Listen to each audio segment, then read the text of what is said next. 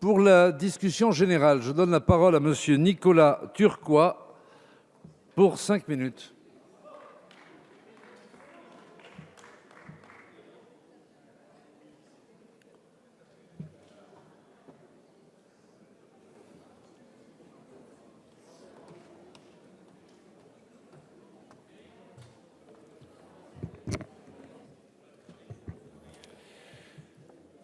Monsieur le Président, Monsieur le Ministre, Monsieur le rapporteur, mes chers collègues, nous arrivons au terme d'un travail de réflexion et de concertation engagé en juillet 2017 lors des États généraux de l'alimentation, qui ont suscité un grand intérêt de la part de l'ensemble des parties prenantes, et notamment des agriculteurs.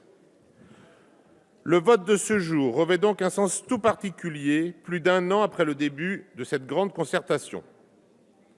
En tant que premier projet de loi agricole de la législature, ce texte a suscité de fortes attentes pour ceux qui défendent depuis longtemps la ferme France et qui s'investissent pour une agriculture plus compétitive, plus rémunératrice, mais aussi plus attentive aux questions environnementales.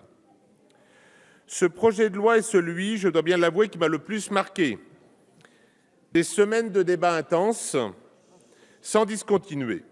Toutefois, malgré la longueur des échanges et le nombre de sujets abordés, les débats ont été posés, intéressants, et j'ai éprouvé un réel plaisir à écouter les discours et les argumentations de tous les députés, d'où qu'ils viennent sur ces bancs. Le travail parlementaire a permis un véritable enrichissement et approfondissement du texte.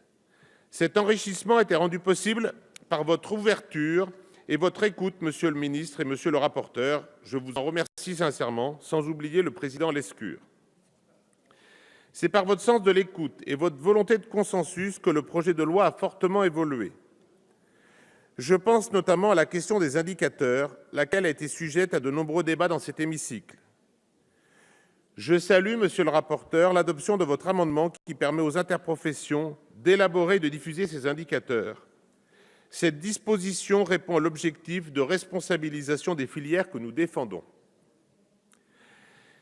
C'est la raison pour laquelle je regrette l'adoption au Sénat de la motion tendant à opposer la question préalable sur le projet de loi, laquelle a eu pour effet de rejeter le texte sans même l'examiner. Le refus du travail parlementaire est vraiment regrettable lorsque l'on sait la situation d'urgence dans laquelle se trouve notre agriculture, laquelle ne rémunère plus ses agriculteurs malgré des financements publics importants et qui fait injustement face à la défiance croissante de nos concitoyens à son égard, que ce soit pour la qualité des produits ou son impact environnemental. Je salue donc un projet de loi important qui ambitionne de soutenir nos agriculteurs en mettant en valeur leur métier. Pour ce faire, il actionne pour moi 2 leviers novateurs. Le renversement de la logique de construction des prix pour une meilleure répartition de la valeur ajoutée entre les acteurs et la valorisation de la restauration collective, souvent synonyme de malbouffe, pour au contraire promouvoir des produits alimentaires de qualité. Nous nous sommes attelés durant tout l'examen du texte à convaincre nos agriculteurs du bien fondé de ce texte sans stigmatiser leurs pratiques, qui ont leurs histoires et leurs raisons.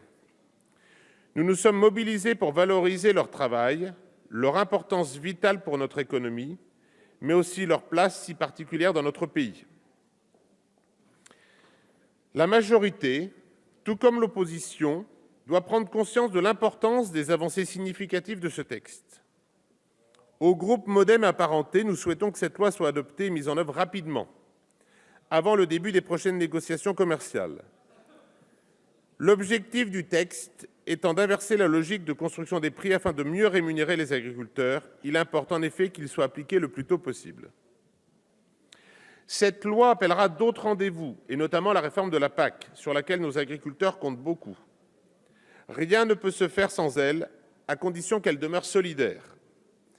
Nous avons besoin d'une politique agricole forte qui demeure commune, à l'inverse de nombreuses autres politiques qui ne le sont plus, ou soyons optimistes, qui ne le sont pas encore.